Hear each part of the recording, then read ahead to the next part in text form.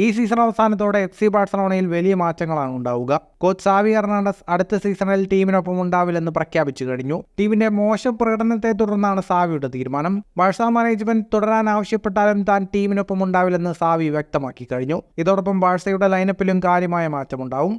ഇതിന്റെയെല്ലാം മേൽനോട്ട ചുമതല sporting director ഡെക്കോയ്ക്കാണ്. സാമ്പത്തിക പ്രതിസന്ധി മറികടക്കാനുള്ള പദ്ധതികളാണ് ഡെക്കോ ആസൂത്രണം ചെയ്യുന്നതെന്ന് സ്പാനിഷ് മാധ്യമം സ്പോർട്ട് റിപ്പോർട്ട് ചെയ്യുന്നു. ഭാവിയിലേക്കുള്ള ടീം എന്നതാണ് ഡെക്കോയുടെ പ്രധാന അജണ്ട. ഇതിനായി ലാ മാസികയിൽ നിന്ന് കൂടുതൽ താരങ്ങളെ സീനിയർ ടീമിലേക്ക് ഉൾപ്പെടുത്തും. ഈ സീസണിൽ ബാഴ്സലോണ 4 അക്കാഡമി താരങ്ങളെ സീനിയർ ടീമിൽ കളിപ്പിക്കുന്നുണ്ട്. Lamine Yamal, Marc Guiu, Pau Cubarsi, Hector Fort എന്നിവരാണ് ബാഴ്സയുടെ യുവതാരങ്ങൾ.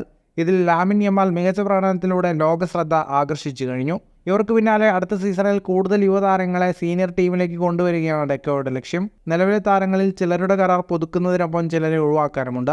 റഫീനിയ, ഫ്രങ്കി ഡിയോങ് തുടങ്ങിയവരെ വലിയ വിലയ്ക്ക് വെച്ച് ശമ്പള ബിൽ കുറയ്ക്കുകയാണ് ലക്ഷ്യം. ഫുട്ബോൾ ലോകത്തെ കൂടുതൽ വാർത്തകൾക്കും വിശേഷങ്ങൾക്കുമായി സ്പോർട്സ് കഫേ പോൾ തന്നെ സബ്സ്ക്രൈബ് ചെയ്യുക.